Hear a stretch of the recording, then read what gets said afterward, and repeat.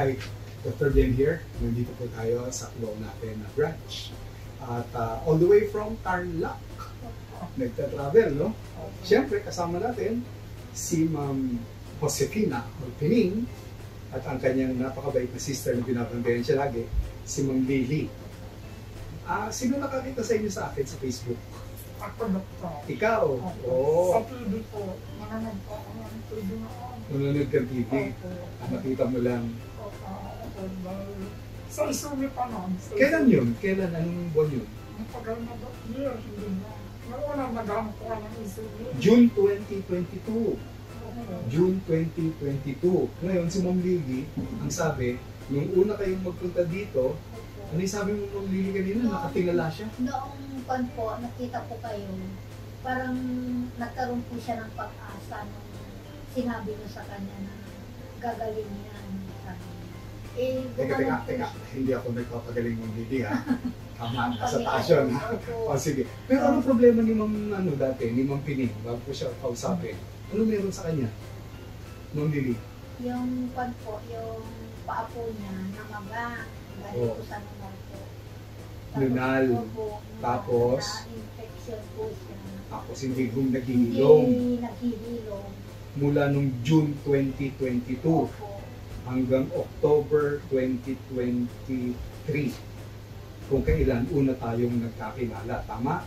Ma'am Pining, October yun. Una tayong magkakilala. Ayan, nakarecord sa akin. Oo. Pero dinalhan mo ako ng pathology consultation report kung saan nagpa-biopsy ka, di ba? October 2023. Ito po yun.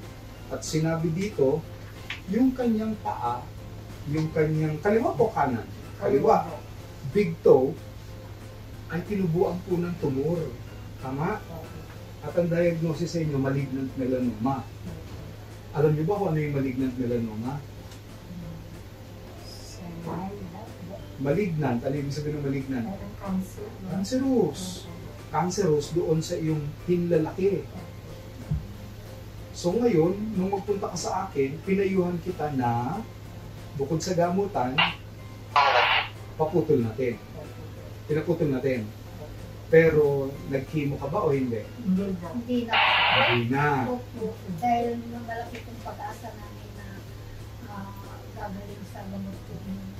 God willing. So, ganun po ginawa natin. Pinaputol natin at nagbigay tayo ng intravenous, iswero.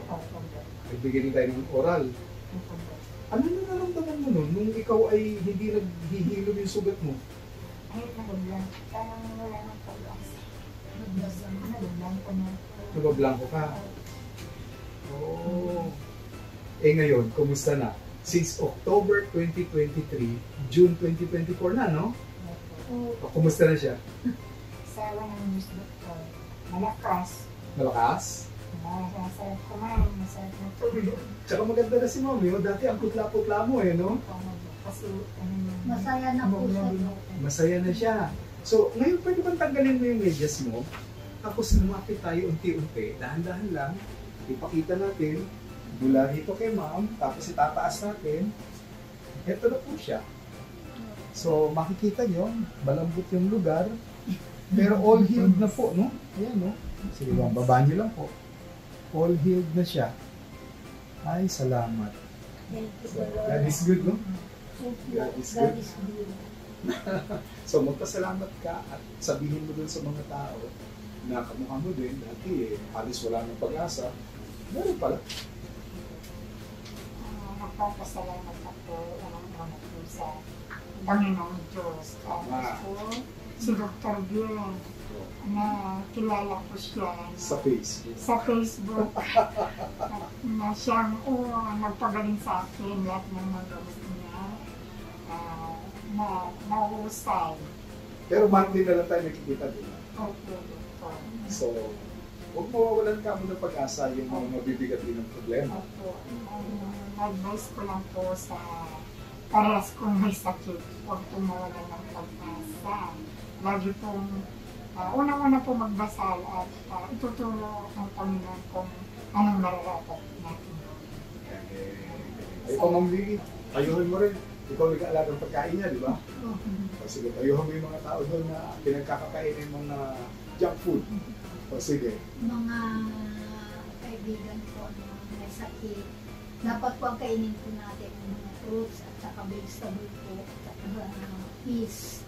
Huwag po tayong lagi sa karne kasi karne na tayong malaki kung kumain pa natin ang karne ng katawan natin.